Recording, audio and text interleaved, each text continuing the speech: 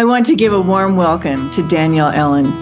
Danielle's work to make the world better for young people has taken her from teaching college to driving change at the helm of a $6 billion foundation, writing as a national opinion columnist, democracy, reform, civic education, and most recently to running for governor of Massachusetts. Danielle made history as the first Black woman to ever run for statewide office in Massachusetts. She was the 2020 winner of the Library of Congress Kluge Prize, which recognizes scholarly achievement in the disciplines not covered by the Nobel Prize. She received the prize for her internationally recognized scholarship in political theory and her commitment to improving democratic practice and civics education.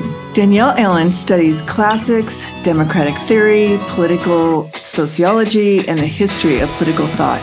A professor at Harvard, she directs the Edmond J. Safra Center for Ethics. She has published widely on justice, government, and citizenship, both in ancient Athens and a modern America. She is the lead investigator for Harvard's Democratic Knowledge Project, a research and action lab that strives to strengthen democracies. This podcast is in partnership with the Jackson Hole Center for Global Affairs, a leading nonpartisan NGO based in Jackson, Wyoming, where they bring leaders and communities together to drive breakthroughs to global challenges. So we welcome Danielle Allen, and we want to learn from her experiences growing up. What is her why, and what was her journey, and what was her path along the way? Thanks, Danielle.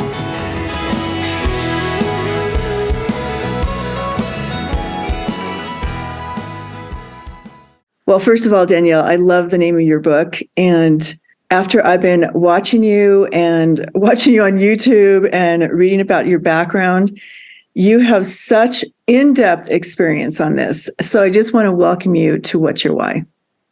Thank you so much, Emmy. I appreciate it. It's great to be here and looking forward to the conversation. Where did you grow up, Danielle? I grew up in Southern California. I was born in Tacoma Park, Maryland, but I had my first birthday in Southern California. Wow. So you traveled all the way to the East Coast now. Well, I left home for college, as kids do, and went east.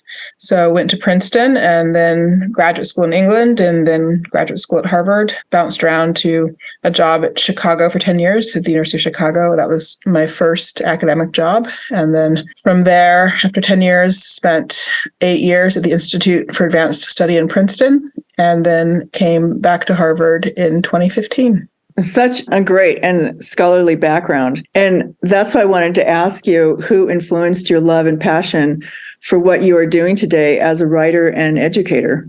Well, it's always the most important influence is the first one. So my parents, as you might imagine, my mom and dad. My mom was a librarian and my dad was a professor, but they also both came from families with deep and long traditions of civic engagement. My granddad, my dad's dad, helped found one of the first NAACP chapters in Northern Florida in the 40s. That was super dangerous work. And on my mom's side, my great-grandmother and great-granddad helped fight for women's right to vote. And she was ultimately president of the League of Women Voters in Michigan in the 30s. So I think our family was one where people didn't mind taking on hard fights, important and necessary fights, and where that love of freedom and equality just sort of ran through everything. And that's interesting that you mentioned freedom and equality, because you talk about that a lot as I've listened to you. Explain to us how our freedom and equality, as you see it, how are they linked to each other? Well, I appreciate your question, Emmy, and I know it's always a little unusual to just jump into talking about those grand ideals. They sound so abstract, and here we are trying to fight our way through daily life of traffic and commuting, or maybe not in Jackson Hole, but where I am, East Coast. And it can be hard to look up from all the day-to-day grind and have the time and space to reflect about the meaning of abstract concepts like freedom and equality. I do, though, take them to be pretty fundamental to human experience. So freedom, for starters, is really what we all need to thrive as human beings. We have a drive in us, each of us, to make tomorrow better than yesterday. That means shaping our life in ways that we judge to be those that will bring us safety and happiness. But that human need, it's a need all human beings have. So if we're all going to have access to that freedom, then we've got to have equality too. We can't have some folks dominating others or some groups dominating others. So freedom and equality belong together like hand and glove. You can't have freedom for all without actually also having equality. That's a sharing of power and responsibility, a full participation, full inclusion in the organizations of society. You come from a very scholarly background, and you talk about it on very high levels, like you said, abstract thoughts. But how does that trickle down to a common person? Just like in education, how are we teaching freedom? How are we teaching equality to our children? And how are they carrying that forward? And what do they believe in and learn about in our educational system? Well, I can tell you a little bit of a story about how these things come together. And then maybe we can talk together about what the story means for our educational system. You mentioned the Declaration of Independence when you started. I have written a book about it, and I've been teaching it for more than 20 years, thinking about it intensely for more than 20 years. And the reason for that is pretty simple. I found myself at the University of Chicago as a young professor in the late 90s and loved the university, its active, energetic, intellectual life. But there was on the south side of Chicago, African-American community. I'm African-American, and I felt a huge separation, split between the two worlds, the university and the community, and it seemed unhealthy. And I was frustrated that the people in the community didn't have access to the same caliber of education as was available on the campus. So I was fortunate to be able to partner with Illinois Humanities Council and work to build a night program for low-income adults. So these were mostly folks who, maybe they didn't have a high school degree even, or they'd fallen out of the educational track in some fashion, but they were ready to change their lives. They wanted to have a fresh start, and they knew that education was the key to that. So we built a year-long program in the humanities. And in the course of that program, we were trying to give the students the same caliber of education as the day students at the University of Chicago had, even though the night students were maybe, working 2 jobs and taking buses across town to get to school and the like. So we had a puzzle to solve. The puzzle was, how to deliver that quality for a different set of students in different contexts. And our solution was that at the end of the day, we wouldn't compromise at all on the quality of what we were offering or providing or the materials we were working with, but we would make them short. So I started teaching the Declaration of Independence because it was a short text, 1,337 words. And I taught it in the history unit. I taught it in the philosophy unit. I taught it in the writing unit. And then an amazing thing happened. It was just this instant response from my students. This is a surprising thing. My students were, again, mostly low income, mostly people of color, and they just resonated with the Declaration immediately. And the reason was sort of pretty straightforward. There they were in the middle of trying to change their own lives. They had looked around at their circumstances in the city of Chicago and didn't like where they were or what they saw. They wanted to be on a new path. They thought the city could do better at supporting communities all over the city. And that text, the Declaration, where they say, look, in the course of human events, it becomes necessary. And they look around and say, the king's not doing right by us, and here's how we're going to make a change. They fully recognize that spirit of personal and social transformation. So that, I think, is how freedom and equality come together in our daily lives. We can see the places where we feel unfree. We can see the places where our dignity is infringed. Those are the sort of frictions and challenges that we feel on a daily basis. And I think the power of the abstract concepts is to help us see that we can do something about that. We can actually put up our hand, we can vote, we can run for office, we can find other modes of civic engagement and shape the world that we live in. So agency is really where freedom and equality come together. And when education opens up the possibility for agency, then that's when I think it's bringing those bits of our daily life together with those abstract concepts. I love that you were working with people who were trying to figure out what does that mean to them personally. You can talk about it in the Declaration, but then you want to drill it down to what does it mean to you and me? Exactly. And you're right, in a very real way where people can experience it in their own lives and define it for themselves. Yep, you've got it. That's exactly right. And that's the beauty of history, actually, is that in the moments where it has its greatest power, it's not actually really history so much as an activation of ourselves, our own thinking in the present.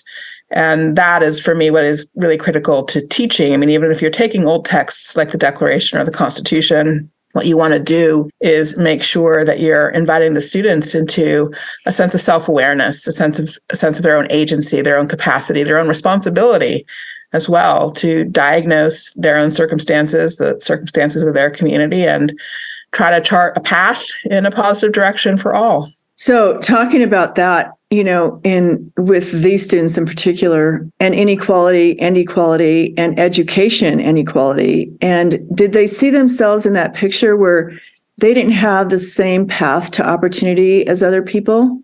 Yeah, no, they definitely recognized the inequities and inequalities in our society.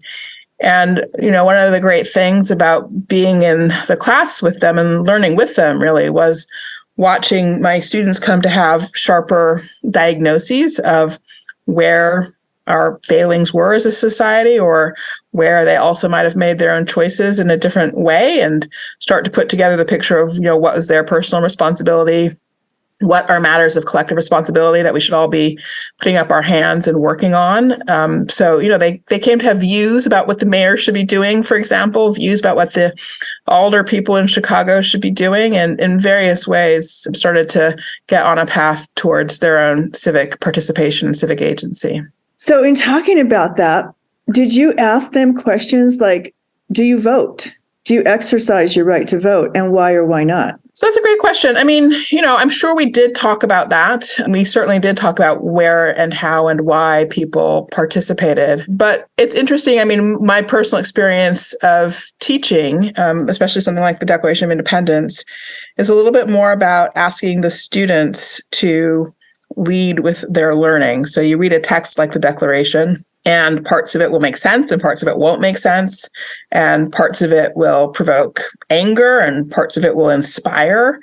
And so we always would start with just the question of what were they noticing and wondering? What were the thinking, feeling, doing reactions they had to the text? And then that would define the shape of our conversation. We would start there and figure out what questions they were trying to answer for themselves. I think at the end of the day, I do believe that the most powerful teaching is teaching that helps students find their own questions and find the resources to answer them.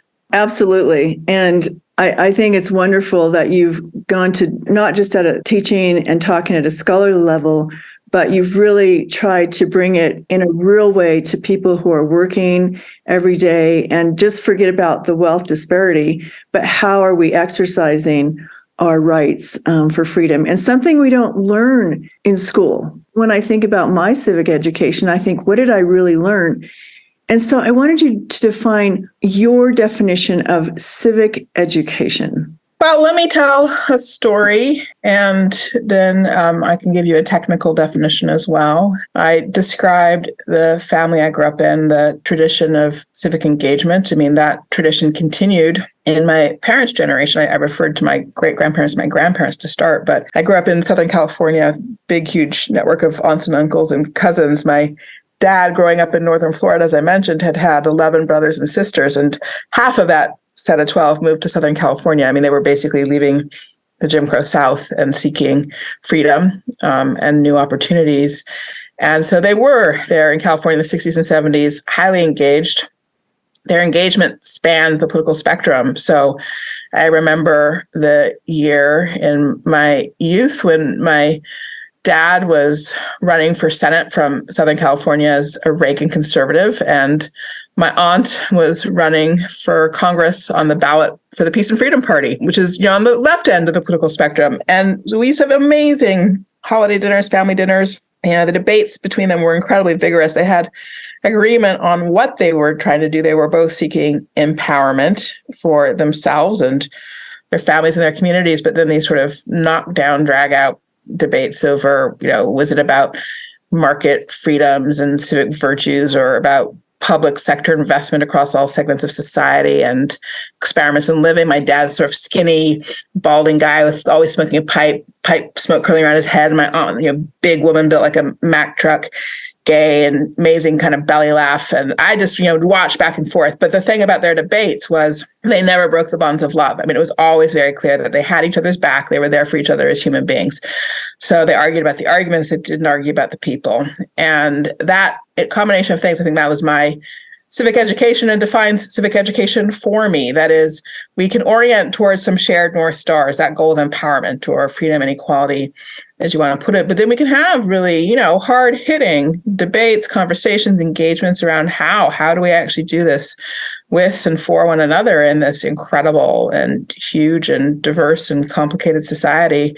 But as we do that, we should never, ever break the bonds of mutual respect and personal commitment to each other as human beings. So what's all that about then? That's about knowledge. It's some knowledge about philosophical foundations of democracy. It's knowledge about policy and how to think about the relationship between our ideals and our goals and how we might bring them into reality. It's a set of skills. How do you actually have a debate around hard topics? How do you bridge divides? When you do decide to act on something, can you find ways to compromise and build coalitions to move things forward? And it's also about dispositions. Again, that kind of sense of mutual commitment to each other. In their case, and mine as well, a shared commitment to constitutional democracy and a disposition to put your hand up and take action when there's a need. So those things, that's the technical answers, the knowledge, the skills, and the dispositions that support effective civic participation. That's the content of the civic education. Oh my gosh, what you touched on was so amazing, Danielle. And I think about it right now and what's going on in our society and in our polarization of people and families. And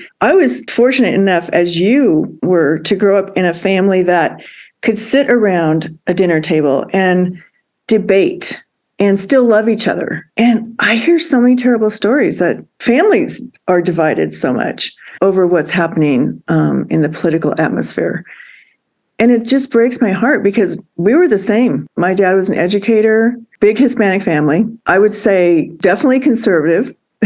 Mm-hmm. Just held on to religion, religious freedom, personal freedom, the ability to have an education and find a way to do it. Not everybody has that. And I always wonder, how do we gather that together for, there's so much income disparity in our country. No, it's true. I mean, we have a lot of sources of coming apart. I'd say about us that over the last 50 years, we've lived through the great pulling apart. We've had this, incredibly huge rise in income and wealth inequality, this rise in the same period of time, 50 years of mass incarceration, and then this incredible rise of polarization. So, it's not a moment for nostalgia.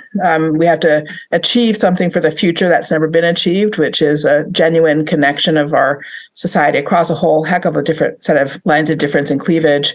But you're right. I mean, the sort of issues of economic inequality are a real challenge within that. And on that front, I do actually think it's time for us as well to do some serious work about, how do we reintegrate everybody into a productive economy? I think there's a sort of different approach to economic policy that could do a better job of integrating people into that, trio of work, wages, and wealth that at the end of the day are the foundation for collective and individual well-being.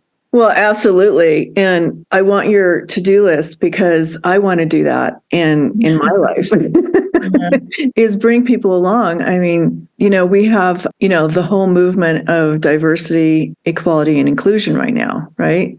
Mm-hmm. And it means different things to different people. I think that's interesting as well. Well, we face a big challenge. I mean, we have lofty ideals, but in the very beginning, the lofty ideals were connected to a view that power should be reserved for some, not shared by all. And so we built organizations and acquired habits of action where there was a sort of split between the lofty ideals and those practices. And so, it's been our kind of constant perpetual challenge to overcome that and achieve that change. I always take inspiration from some words from Martin Luther King Jr. in one of his final written texts, Last Testament of Hope, where he says, lots of people think that it's all about legislative changes, Voting Rights Act, Civil Rights Act. Those are great achievements. They're important. But at the end of the day, what we really have to achieve is a real sort of reworking of our society so that we can achieve a full sharing of power and responsibility across the whole of our society.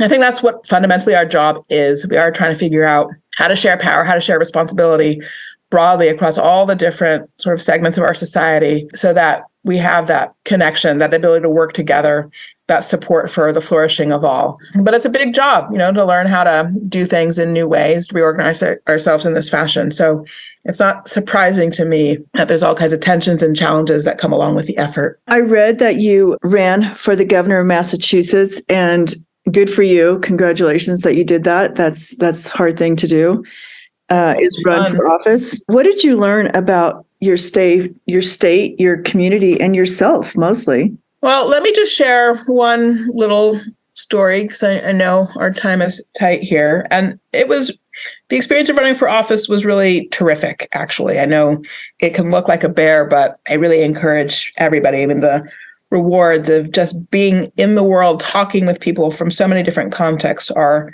immense, the personal rewards from that. But it was also very inspiring and reassuring in lots of ways. When I started the run, I was, in all honesty, somebody with essentially zero name recognition from the point of view of the ordinary Massachusetts voter. So that meant as I was visiting with people, living rooms or backyards or sitting down in a coffee shop, I was basically Jane Doe come to sit down to talk. And here was Jane Doe saying, I want to be your next governor. And that was enough. Just my saying that was enough for people to be willing to share in incredibly frank and raw ways about challenges in their life and to share ideas they had about how our state government could do a better job at addressing those challenges.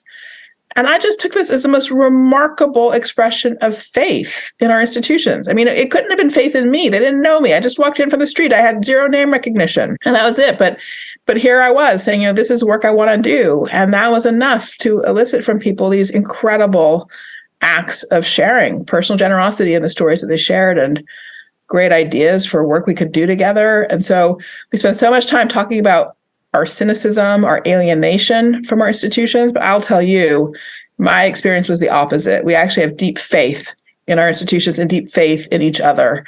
And so for me, the question is, how can we get back to having that be the headline, be the top level understanding, and inform how we interact with each other so that we can bring charity into our interactions and a readiness to work together. Yes. Just that experience of sitting down with everyday people and hearing their stories and hearing how you can respond to them. That must have been quite the challenge. That must have been like, wow, how do I answer these questions about Medicare or Medicaid? Or how do I answer questions about immigration, for example?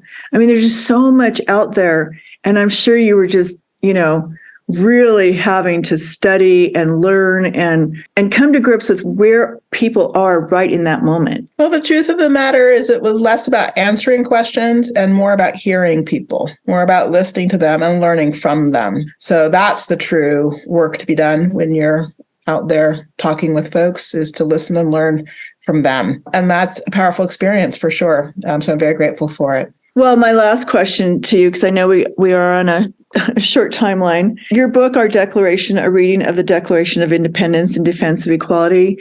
When you started writing that book, what were you hoping would be the takeaway for people and why they would want to read it? And what was the strongest message that you felt you put into that book, besides your heart?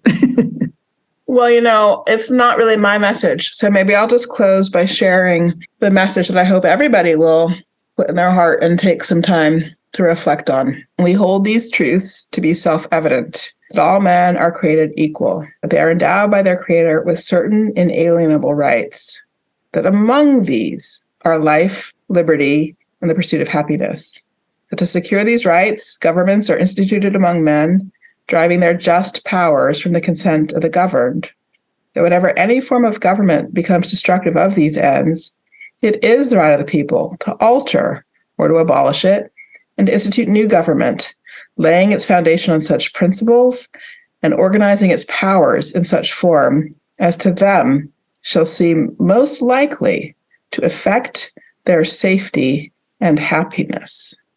That's the most important message in the book. Amen. That's true. I've been reading excerpts out of it, and it's truly that statement you just made that we have to focus in on and work through in our democracy. Exactly. Thank you so much, Emmy. It's been a real pleasure talking with you.